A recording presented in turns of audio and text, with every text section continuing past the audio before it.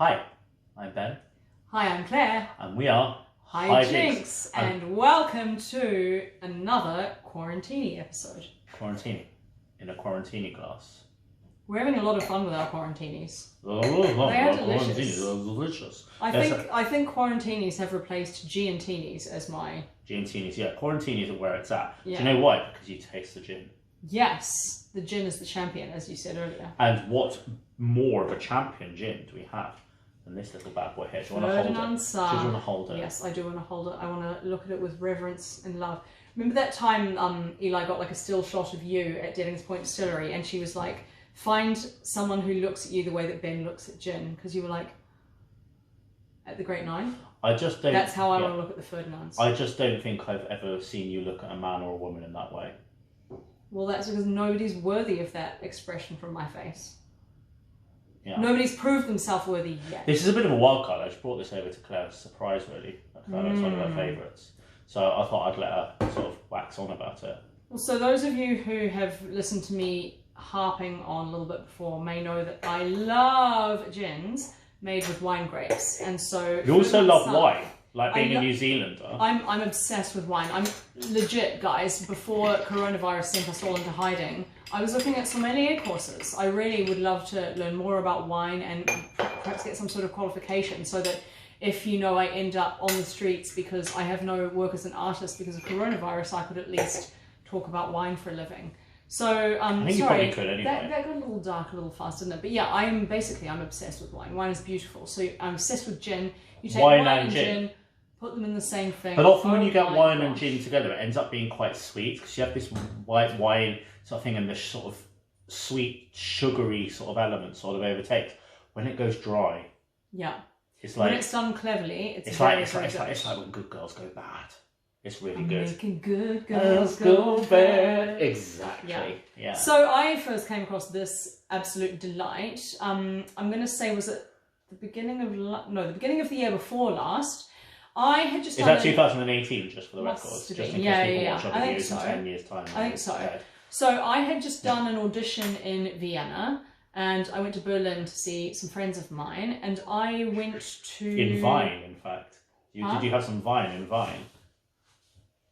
Probably did, yeah. I would say that I did. Yeah, nice. And then I went to Berlin and we went to see Don Giovanni at the Staatsoper. Nice. And afterwards we went to a bar near the Staatsoper. I can't remember what the name of it was, but they had an excellent selection of gins and I was really excited to try this one.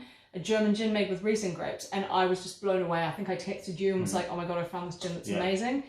And you were like, I've heard of it or something, I think. And I heard about it, I think about a week earlier, Paul Potts, who's a tenor friend and colleague of mine in the past, he had sent me this Twitter message saying, you have to try this. And he'd be raving about Ferdinand Saar. He's literally this is the thing.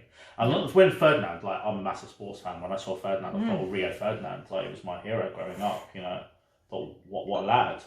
But Paul was try this, and I tried it, and I have to say it blew my socks off. And it did make me think of Claire straight away, because it's a very clary sort of gin. It's you love the dryness. Dry. Yeah. Drier than a nun's bits. Smell that. That's what she said. Quiet in the cheap seats. He's only joshing with us, it's fine. I see what you did there. Yeah.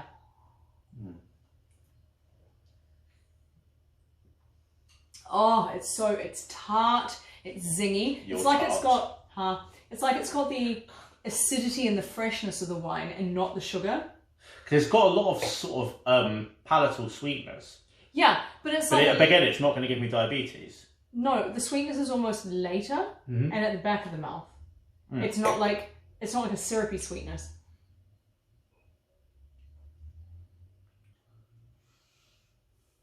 And it's slightly perfumed, slightly citrusy. But you enjoy the gas of it. You enjoy sort of taking the gas of it back and forth along do a bit of my frogging. Yeah, the frogging would be a great thing here. It sounds weird. It's a full mouth experience, isn't it? I love a full mouth experience. You'll be lucky. Right. Hashtag 18. Who's 18? Okay, I think that should be the rating on some of these. R18. Yeah. Oh, whatever. It's just innuendo. Innuendo. Oh, yuck. Right. Actually, it dries it out a bit, just having ice in. Does it? Yeah. Yeah, go there before. Have you put tonic in? Yes. Yeah, just. I haven't yet. Slightly dries it out. Oh yeah, it does, doesn't it? Yeah. Yeah. It makes it go zip. Yeah, exactly, which is really interesting. It sort of shortcuts it a bit. I like that. Now, got a bit of Tawny dubs. Can we just say, I didn't know what dubs meant for years. When you were like BT dubs, I was like, I thought you were talking about me. Ben Thapper. I genuinely thought for years you were talking, when you said BT dubs, I thought you were talking about me, giving me a weird name at the end. Oh, is it like when you always used to say, "Come the F on, Bridget," and I thought it's because you knew my middle name was Bridget. Never knew her middle name was Bridget, but it was all about Bridget Jones. Yeah. Just about Bridget Jones. Yeah. It's a really cool story, that, isn't it? It's a great story because my middle name is Bridget. It's very appropriate. One of the great stories of life. Yeah, and I am often faffing around and taking some time. Need to be told to come the F on. Yeah. I'm leaving the swear word out in case we get kicked off Instagram for it. It's not impossible. It's a very pleasant drink. Can I just say, I think, in view of the fact what we're about to do with this is exciting. Yeah. I think a G&T lessens the impact of it. Yep, I'm going to agree with that. I'm going to say it's a less good drink as a G&T. Yeah, I'm going to say that the tea brings out the sweet element a little bit more. Yeah, and actually it sort of softens the impact. Yeah. So, if you don't like the sort of heavy sort of flavours, if you find those a bit much. I think a lot of people would love this. But for those of us who like it a bit dry, we're going to prefer the Martini. You okay, hon? I don't know what's going on. Quarantini. Quarantini time. Oh, we didn't ice the glass. It's okay. It's fine. Let's do it now. Were you going to do that? Oh no, that might break. We literally just got these glasses. Got them from wherever. Westfield. Where did I get them from? House of Fraser. Good old House of Fraser. House of Fraser. Hashtag I went to go and get Claire some martini glasses and some sausage. That's actually what I got you, wasn't it? Yeah, because I want to make a quarantine risotto for my flatmates at some point because I got like the last pack of arborio rice in the world. And the one thing that all of Claire's flatmates have in common is they all really like sausage, so that's nice. That's true. Shut up. Oh my gosh. What I'm going to do... I hope Mum and Dad aren't watching this one. They will watch this one. Oh, they definitely will. Sorry, guys. So I'm just going to rinse I have out. no excuse other than we're stuck at home, so. I'm just going to put a little bit of vermouth in here. I'm just going to repeat the little chat that I've said in a couple of other videos before. Yeah. That there are different ways to make a martini. And because what we want to do in these videos is make gin the champion of it, we're going to make it as dry as possible. So what you do, you put a bit of martini in the glass, no more than that, rinse it around, chuck it around so it coats as much of the glass as possible, and also the rest of the table. Because what you're going to do is chuck it out into the thing. So then you hopefully have a glass and not just a glass and not a table, coated in vermouth. Because then what you're going to do... Perf, so where's the shotty? The shotty, then you're going to just pour it in. So people who think they're being classy drinking martinis, you ain't. You're just drinking neat booze, guys. You need to know this.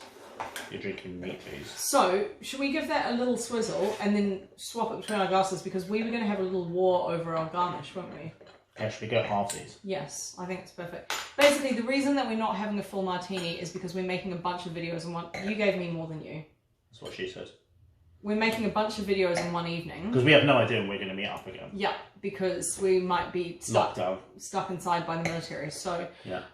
We're making a lot of videos in one night and we're trying to be responsible. Hashtag, what is it? I feel Drink responsibly?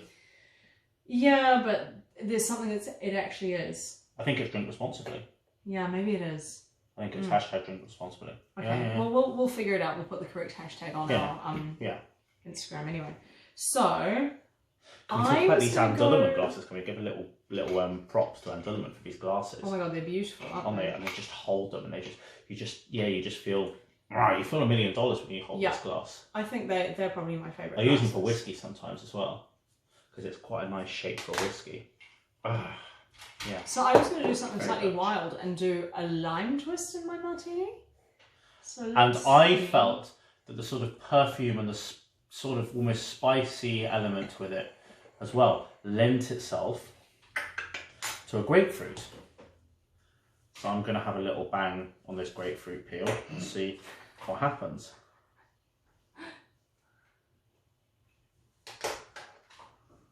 Oh my god, like, Oh wow. grapefruit stinks, doesn't it? Can we talk about how much grapefruit stinks? Yeah, I'm really upset that you told me that about grapefruit. So I just for the video, I genuinely feel like grapefruit smells like BO.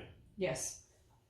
Just putting it out there. And now that once he's told you that, you can never not smell it. It smells What like I'm going BO. to say, so I've just taken the lime peel out. That's only because I feel like lime peel is so pungent Same with that grapefruit. it just Done the needed same the thing. dunk. Yeah, So there's so much flavour in there now. I think it works beautifully. done the same thing.